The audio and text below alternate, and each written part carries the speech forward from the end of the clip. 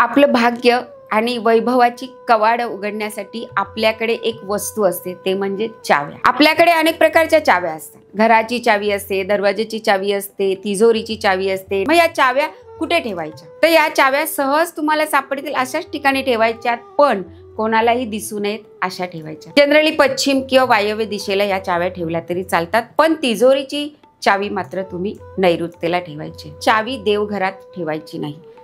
आपण जनरली काय विचार करतो की लवकर सापडेल म्हणून आपण देवाऱ्यावर चावी ठेवतो, पण तुम्हाला माहिती आहे का, चावी आपण जेव्हा बाहेर जातो तेव्हा आपल्या बरोबर घेऊन जातो।